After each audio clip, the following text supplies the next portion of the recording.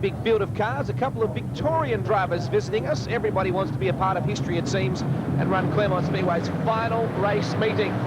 Good field of cars. Car number 9, James Tyson, is your leader as they go into Foulhouse Corner. A good mixed match of the newer style bodies, and Bill Stocks running the cars that they referred to at the time as sportsmen's. Peter Cox is one to watch in car number 24. They would have almost had to change that to sports people in the 90s. Back to the main straightaway, car number 96. Vince Smith starting to make an impact. Sparks showering off number 57 car. Here is your leader, car number... Oh! Car upside down. That is a huge wreck. 57 car of Chris Jones is upside down. That's a major carnage coming out of Foulhouse. Well, let's have a look at what started this. Look to the left of your screen. You see Vince Smith spinning the number 96. And there is about to be big impact. Vince Smith, meet Chris Jones. Boom. That is an enormous impact. And Jones flips hard into the air. And still they come charging in. Smoke billowing out of the 96. That's a big wreck. Just hope everybody's A-OK. Back at the restart now, minus a very unhappy Chris Jones, whose pride and joy has just been towed off the circuit. Very bad luck indeed for Jones. Peter Cox, meanwhile, is working on the number 9 car of James Tyson as they head down the back straightaway. Here comes Cox. Has been a stalwart of this division for a lot of years now. Hey, tell you what, look behind him.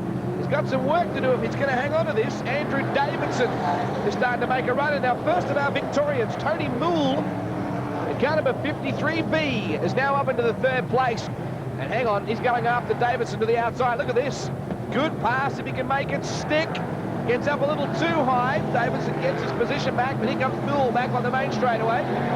Good run on the outside. Tony Moole from Victoria. And the V53 machine goes up into 2nd. Interest now on whether he can run down our race leader, Peter Cox. Out of turn number 4, the president of the West Coast side of things for a lot of years in sportsman and V8 dirt modified racing. These cars running 358 cubic inch V8 motors. They're punching out some impressive numbers.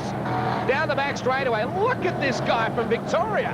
To the outside, it's state of origin V8 dirt modified racing here. The Sandgroper up against the Victorian and Moole. That car has got some serious mumbo. Look at that, pulling away from Cox down the back straightaway. This guy is on fire. Through turn number 3 and 4, he's got the car set beautifully. He's about half track high. The V53 machine is making the long trip worthwhile, let's just put it that way. He certainly had enough time to think about what he was going to do when he got here.